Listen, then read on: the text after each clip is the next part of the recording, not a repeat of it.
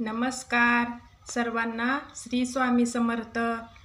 माझी आबाची लाडकी ताई या यूट्यूब चॅनलमध्ये माझ्या गोडताईंचं आणि मैत्रिणींचं खूप खूप असं स्वागत आहे। तर सकाळची देवपूजा झाली आणि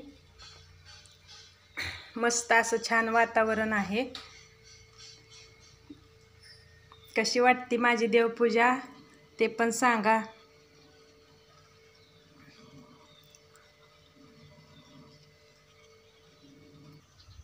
आज वातावरण तर खूपच छान आहे बरं का। गावाकडचं सुंदर असं वातावरण आणि पाऊस रात्री पडल्यामुळे खूप असं छान वाटतंय। फुलाचं झाड आनंदाने झाड कसं डोलायला लागले आणि ही आपली तुळस कशी छान सुंदर अशी बहरली। जास्वंदीचं झाड पण खूप छान आले। तर आज तुम्हाला मी एक रेसिपी करून दाखवणार आहे। ती रेसिपी तुम्हाला कशी वाटती ती मला सांगा। म्हणलं चला रोज तर व्हिडिओ काय घ्यायचं, तर म्हणलं आज एक छान अशी रेसिपी करून दाखवावी। बेसनच्या पिठाच्या वड्या तर दाखवते तुम्हाला पुढं। अगोदर असं पाणी गरम करायला ठेवायचं आणि कुकरमध्येच करायचं, म्हणजे पीठ छान असं शिजतं। असं बेसनचं पीठ घ्यायचं, मापायचं काही गरज नाही बरं का, अंदाज पंचच घ्यायचं। मी चमच्यानं घेतलंय म्हणून तुम्हाला वाटेल की मापायचं का काय, तर तसं काय नाही। आपल्याला जेवढ्या वड्या करायच्यात तेवढंच पीठ घ्यायचं आणि ह्याच्यामध्ये मीठ टाकून घ्यायचं। मीठ टाकून घ्यायचं चवीपुरतं, जास्त पण नाही टाकायचं, थोडंसंच मीठ टाकायचं। आणि परत आपण फोडणी देताना आणखीन मीठ टाकणार आहे आणि खायचा सोडा अगदी थोडासा। आणि हे पीठ मळून घ्यायचं, असं पीठ मळून घ्यायचं आणि असं एकदम घट्ट पण नाही आणि एकदम जास्त पातळ पण नाही। तर असं पीठ तयार करून घ्यायचं। फक्त मीठ आणि सोडा टाकायचा, अगोदर काहीच टाकायचं नाही याच्यात। आणि इकडं आपण तोपर्यंत आपलं पाणी गरम झाले, तर आता ह्याच्यात आपण भांडं ठेवून देऊया। असं कुकरमध्ये बसल एवढ्या आकाराचं भांडं घ्यायचं आणि असं ठेवायचं आणि नंतर कुकरला झाकण लावून घ्यायचं। असं झाकण लावून घेतलं की 2 शिट्ट्या करून घ्यायच्या। 2 शिट्ट्या केल्या की आपलं पीठ शिजून तयार होतं। इकडं चालू आहे आपलं पाणी आणि शेततळं कसं छान भरलंय। फणसाचं झाड कसं छान आलंय पाऊस असल्यामुळं। आणि इकडं लागलेत गुलाबाला फुलं। इकडं आहे आळूची भाजी आणि इथं छोटंसं कढीपत्त्याचं झाड। तर आपण एक फंटा नेणार आहे, जास्त कढीपत्ता मी काही तोडत नाही कारण का झाड अजून लहान आहे म्हणून।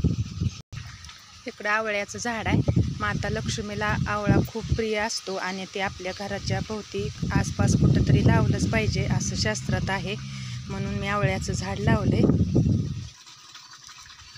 कसा निसर्ग बहरलाय आणि पावसामुळे झाडं पण खूप अशी छान आली ती।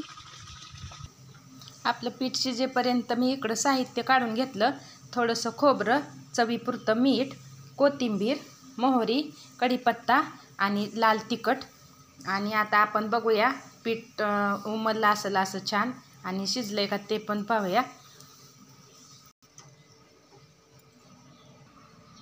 कुकर आपला थंड झालाय आणि झाकण काढूया आणि आपलं पीठ कसं उमललंय बघा, कसं छान फुगून आलंय। असं उमललं पीठ की आपलं पीठ असं छान शिजलंय असं समजायचं। तर आपण बघूया, बघा आहे का एकदम छान शिजले आणि खूप असं फुगून वरती आले।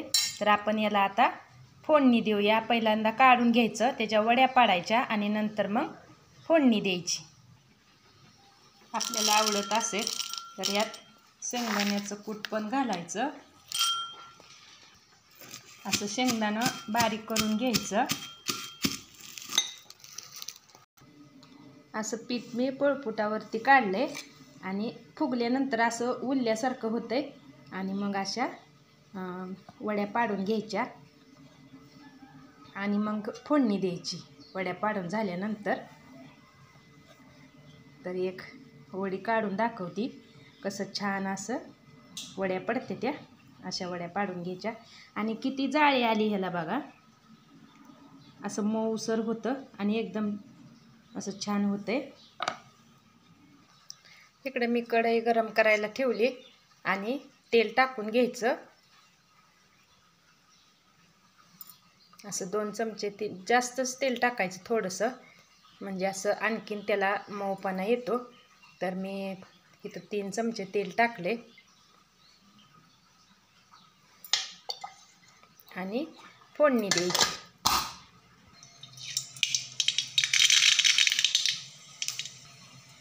कढीपत्ता टाकायचा, कोथिंबीर टाकायची,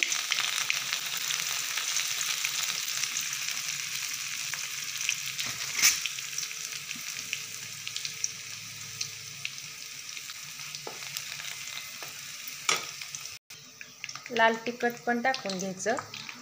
आपल्याला तिखट पाहिजे असेल तर तिखट टाकायचं, तिखट नसेल पाहिजे तर मग थोडंसं कमी घालायचं. हळद पण टाकायची थोडीशी चवीपुरती, कलर यासाठी छान वाटतं. आणि मग वरून अशा वड्या टाकायच्या आणि हलवून घ्यायचं असं.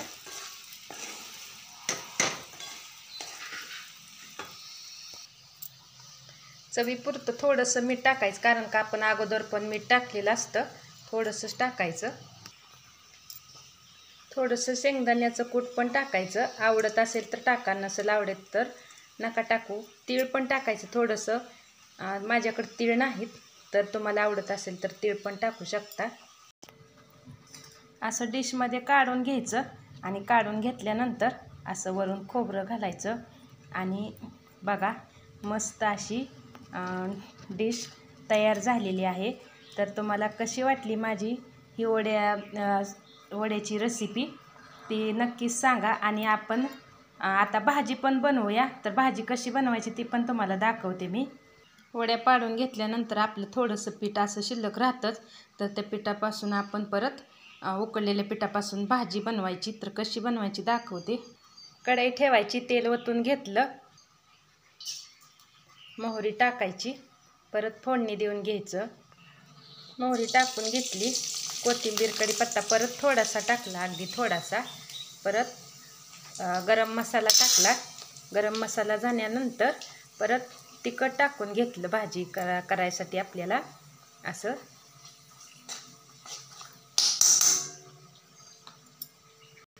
आपलं पीठ असं टाकून घ्यायचं आणि तेलामध्ये थोडंसं असं हलवून घ्यायचं. आणि हलवून घेतल्यानंतर थोडंसं अगदी थोडंसं पाणी ओतायचं आणि थोडंसं त्याला तडका दिल्यासारखं असं हलवून घ्यायचं. आपल्याला जेवढी पाहिजे तेवढी भाजी अशी गारच पाणी ओतायचं, गरम पाणी ओतायची काहीच गरज नाही. आणि अशी भाजी रस्सा भाजी बनवून घ्यायची. ह्याच्यामध्ये थोडंसं चवीपुरतं मीठ घालायचं, परत थोडंसं खोबरं घालायचं भाजीला, परत शेंगदाण्याचं कूट घालायचं.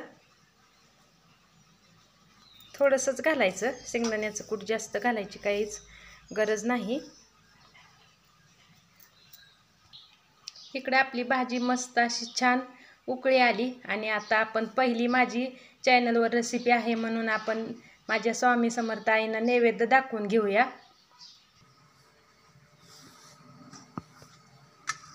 चपाती, आपण केलेली भाजी, आपल्या महाराजांना पाणी आणि आपण केलेली ही वडी, बेसनची वडी.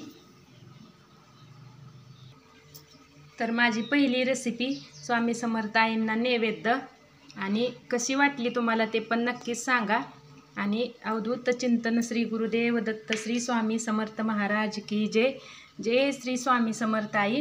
माझ्या नैवेद्याचा तुम्ही स्वीकार करावा अशी मी तुमच्या चरणी विनंती करते. आणि सर्वांना पुन्हा एकदा माझा खूप असं श्री स्वामी समर्थ अवधूत चिंतन श्री गुरुदेव दत्त.